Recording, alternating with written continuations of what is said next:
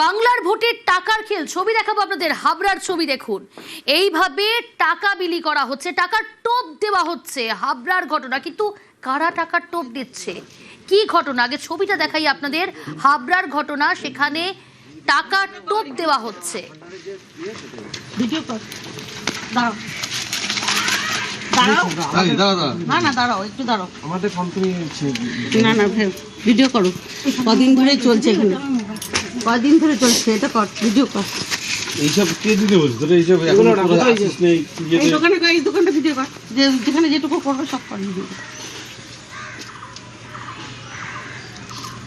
বাংলার ভোটের টাকার খেল, হাবড়াতেও টাকার টোপ।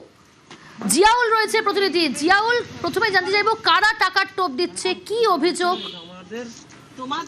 দেখো, মূলত বিজেপির তরফ থেকে এই টাকার টোপ দেওয়া হচ্ছে, ৩,০০০ টাকা করে দেওয়া হবে, তার জন্যই ফর্ম ফিল আপ করা হচ্ছে। হাবড়া 18 নম্বর ওয়ার্ডে সুকান্ত সরণ এলাকায় সেই মুদির দোকান থেকে এই ফর্ম দেওয়া হচ্ছে এবং সেই ফর্ম ফিল আপ করলেই ৩,০০০ টাকা দেওয়া হবে, এমনটাই প্রতিশ্রুতি দেওয়া হচ্ছে। এবং তা নিয়েই যখন এই প্রচুর মানুষ সেখানে গিয়ে ফর্ম ফিল আপ করছে, তখনই এটা নজরে আসে সাধারণ মানুষের বা তৃণমূল নেতৃত্ব। তাদের একটাই অভিযোগ যে সবটাই ভোটের জন্য, এই মানুষকে বোকা বানানোর জন্য, এই ৩,০০০ টাকা দেওয়ার জন্য ফর্ম ফিল আপ হচ্ছে, প্রতিশ্রুতি দেওয়া হচ্ছে। ফলে তাদের সন্দেহ হয়, তারপরে তারা তাদেরকে আটক করে। কেন টাকা দেওয়া হচ্ছে? সবটাই ভোটের জন্য টাকা দেওয়া হচ্ছে, ৩,০০০ টাকা করে দেওয়া হবে, এমনটাও কিন্তু তিনি, যে ব্যক্তি দিচ্ছিলেন, যে বিজেপি নেতা গোপাল বাবু, তিনি কিন্তু স্পষ্ট করছেন যে বিজেপি ক্ষমতায় এলেই ৩,০০০ টাকা দেওয়া হবে, তার জন্য এই ফর্ম ফিল আপ। ফলে তাতেই সমস্যা, সন্দেহ হয় এই তৃণমূল নেতৃত্বে। তিনি গিয়ে তাদেরকে আটকায়, কেন ভোটের আগে বিধিভঙ্গ করে তিনি এই টাকার প্রলোভন দিচ্ছেন। তারপরে খবর দেয় হাবড়া থানায়, হাবড়া থানা পুলিশ এই ব্যক্তিকে গ্রেপ্তার, আটক করে। কিন্তু কেন এই ভোটের আগে এই প্রতিশ্রুতি দেওয়া হচ্ছে, সবটাই কিন্তু রাজনৈতিক ভাবেই তিনি স্পষ্ট করেন যে এই ভয় পেয়েছে। কি বক্তব্য? দেখো, অভিযুক্ত বিজেপি নেতার স্পষ্ট বক্তব্য যে তিনি শুধুমাত্র প্রতিশ্রুতি না, অর্থাৎ ভোটের পরে যেহেতু বিজেপি ক্ষমতায় আসবে, তার জন্য এই ফর্ম ফিল আপ করা হচ্ছে। ফলে তাদের তরফ থেকে ৩,০০০ টাকা দেওয়া হবে, তার জন্য এই লিফলেট বিলি করা হচ্ছে, এমনটাও কিন্তু এই বিজেপি নেতার স্পষ্ট দাবি।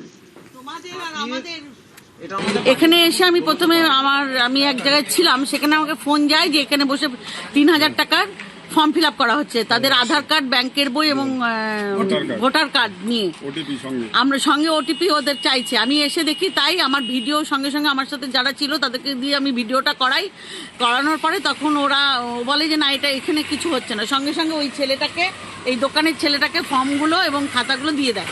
অভিযোগ করবেন? অবশ্যই। 18 নম্বর ওয়ার্ডে একটা মুদি দোকানের সামনে বসে এই যে মাতৃশক্তি ভরসা কার্ড, এই ফর্মটাই আমি বিলি করছিলাম। ওখানে আমি নারীদের কাছে বার্তা দিতে চাইছিলাম যে এই ফর্মটা দিচ্ছি আমরা ভোটের আগে, আমরা ক্ষমতায় এলে নারীদের ৩,০০০ টাকা করে তুলে দেবো। ওটিপির তো কোনো বিষয় নেই। ওটিপির ব্যাপারটা যদি ওরা যেভাবে বলছে, যদি ওটিপির বিষয় থাকে যে এটা প্রুফ করে দিতে পারে, ওরা যে কটা দিলে সব কটার পায়ের জুতো আমার মাথায় যাতে মারা হয়, আমি সেটার আমি আহ্বান রাখলাম। দক্ষিণ ২৪ পরগনার কুলতলির একটা ঘটনা বলি আপনাদের। সেখানে ৮০% বিশেষভাবে সক্ষমকে ভোটের ডিউটি। শিক্ষককে ৩ দিন আগে প্রিসাইডিং অফিসারের চিঠি। ৮০% বিশেষভাবে সক্ষমকে ভোটের ডিউটি। অর্পণ রয়েছে আমার সঙ্গে। অর্পণ, বিশেষভাবে সক্ষম ৮০% তিনি, এই শিক্ষক ৩ দিন আগে প্রিসাইডিং অফিসারের কাছ থেকে চিঠি পেলেন, কমিশনের কাছে আবেদন করেছেন, জানিয়েছেন। দেখো, ইতিমধ্যেই কমিশনে তিনি চিঠি পাঠিয়েছেন, কারণ ৮০% তিনি প্রতিবন্ধী, তিনি হাঁটতে পারেন না, তিনি তার নিজের সমস্ত কাজ নিজে করতে পারেন না, কারো সাহায্য নিয়ে করতে হন। কোথাও থেকে কোথাও যেতে হলে তার একমাত্র সম্বল হয় কোনো এক ব্যক্তি অথবা তার যে চেয়ার রয়েছে সেই চেয়ারে সম্বল করে তাকে যেতে হয়। আর সেই কারণে তিনি ভোটের ডিউটি কিভাবে করবেন, একটা জায়গা থেকে অন্য কেউ গিয়ে সেখানে কিভাবে সামলাবেন, তা নিয়ে তিনি দুশ্চিন্তায় রয়েছেন। তার দুর্ঘটনায় তার পা ক্ষতিগ্রস্ত হয়। 2021-2023 সালের নির্বাচনে তার কোনো ডিউটি পড়েনি, কারণ আগের থেকেই তিনি মেডিকেল সার্টিফিকেট দিয়েছিলেন। এবারেও তিনি সেই কাজ করেছেন বলে তিনি জানাচ্ছেন। তারপরেও তাকে এই যে প্রিসাইডিং অফিসারের চিঠি পেয়ে তিনি ইতিমধ্যেই কুলতলির যিনি ভিডিও রয়েছেন, যিনি ওসি ইনচার্জ, তাকে পুরো বিষয়ে তিনি লিখিত আকারে জানিয়েছেন। বেশ, ধন্যবাদ। এই ইসিআই আমাকে গত 3 দিন আগে এই প্রিসাইডিং অফিসারের একটা চিঠি ধরিয়ে দিয়েছেন, একাধিকবার বলা সত্ত্বেও আমাকে চিঠি দিয়েছেন। সেই জন্য আমি ফিজিক্যালি এই অবস্থায় এসে আমাদের কুলতলির যে ভারপ্রাপ্ত আধিকারিক আছেন মানিকবাবু, ওনার সঙ্গে এসে দেখা করলাম। উনি বললেন ব্যাপারটা দেখছি কি করা যায়, আপনাকে এক্সিবিশনে রাখা যায় কি না আমি দেখছি। আমি ইলেকশন ডিউটি থেকে অব্যাহতি চাচ্ছি। একটা ছবি দেখাই আপনাদের, দেখুন আলিপুরদুয়ারের ছবি। ছবিটা দেখে কি মনে হচ্ছে?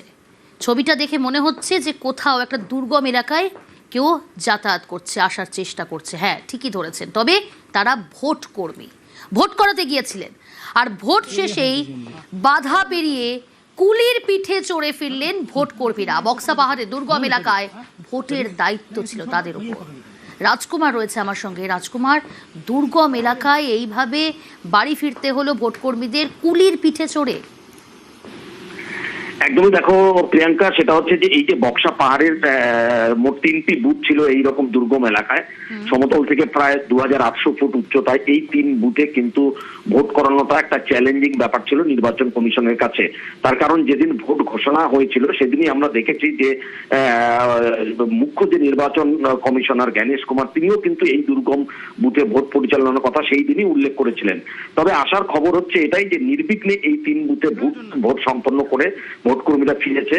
যে ছবি আমরা দেখাচ্ছি ঠিক এভাবেই কিন্তু পাহাড়ি কুলির কাঁধে চড়ে ভোট কর্মীরা রাতের বেলাতে ওই দুর্গম পথ পেরিয়ে সমতলে নেমে আলিপুরদুয়ার বিশ্ববিদ্যালয় যে ডিসিআরসি, সেখানে সমস্ত কিছু ইভিএম টিভিএম নিয়ে পৌঁছতে পেরেছে।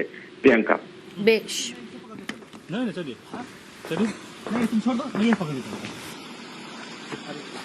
News flash.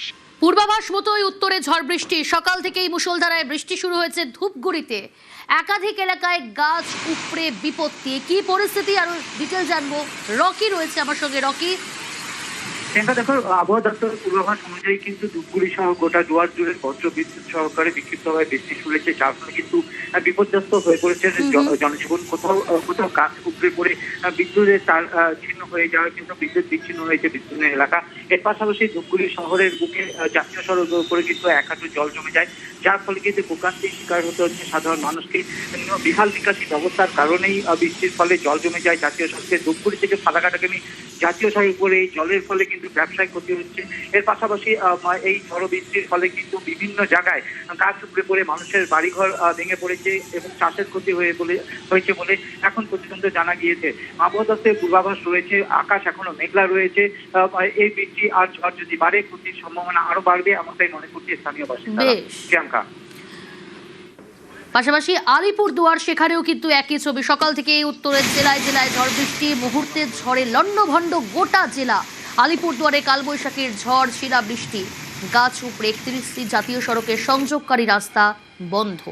আলিপুরদুয়ারে সকাল থেকে শিলা বৃষ্টি। এই ঝড় বৃষ্টিতে এই 4 দিন বিদ্যুৎ বিচ্ছিন্ন গোটা এলাকা। বিদ্যুতের দাবিতে রাস্তা অবরোধ স্থানীয় বাসিন্দাদের। আলিপুরদুয়ারের চিলাপাতা এলাকার ঘটনা। রাজকুমার রয়েছে। রাজকুমার, বিদ্যুৎ বিচ্ছিন্ন গোটা এলাকা, স্থানীয়দের বিক্ষোভ, কি দাবি তুলছেন তারা? দেখো, স্থানীয়রা দাবি তুলছেন যে অবিলম্বে কিন্তু বিদ্যুৎ যে সরবরাহ ব্যবস্থা সেটা স্বাভাবিক করতে হবে। তার কারণ হচ্ছে ভোটের আগে মঙ্গলবার দিন যে সন্ধ্যার সময় ঝড় বৃষ্টি কালবৈশাখী তাণ্ডব হয়, তারপর থেকেই কিন্তু জেলার বিভিন্ন এলাকায় বিদ্যুৎ নেই, বিদ্যুৎ সরবরাহ ব্যবস্থা এখনো স্বাভাবিক হয়নি। চিলাপাতাতেও একই অবস্থা। সেখানকার মানুষজন কিন্তু চিলাপাতা সড়ক অবরোধ করে বিদ্যুৎ সরবরাহ ব্যবস্থা স্বাভাবিক করার দাবি। রাজকুমার, সেখানে বিদ্যুৎ বিচ্ছিন্ন খুব স্বাভাবিকভাবেই বন্যপ্রাণীর হামলার আশঙ্কা থেকে যায়। একদম স্থানীয় বাসিন্দারা কিন্তু এই বক্তব্যই তুলে ধরেছে। তাদের বক্তব্য যে অন্ধকার নামলেই কিন্তু রাতের বেলা বন্যজন্তু হামলা চালায়, হাতি বেরিয়ে পড়ে, বাইসন বেরিয়ে পড়ে। এই অবস্থায় বিদ্যুৎ না থাকলে কিন্তু আরো চরম অসুবিধা এবং মানুষের প্রাণের ঝুঁকি থেকে যাচ্ছে। সেই কারণে তাড়াতাড়ি বিদ্যুৎ যে সরবরাহ ব্যবস্থা সেটা স্বাভাবিক করতে হবে, এমনটাই কিন্তু দাবি করেছেন স্থানীয়রা। আমাদের এখানে 4 দিন থেকে কারেন্ট নেই, সব অন্ধকারে আছি। হাতির এলাকা, সন্ধ্যা হলে হাতি বের হয় 10-15-20টা করে, তাতে কত উৎপাত হয়। তার জন্য আজকে এখানে সবাই খেপে গিয়ে আজকে এখানে পথ অবরোধ করছে। আজ কোনোদিন এখানে পথ অবরোধ হয় না, ওরা এসে কাজ শুরু না করা পর্যন্ত পথ অবরোধ তুলবে না কেউ। পশ্চিমবঙ্গের 3টি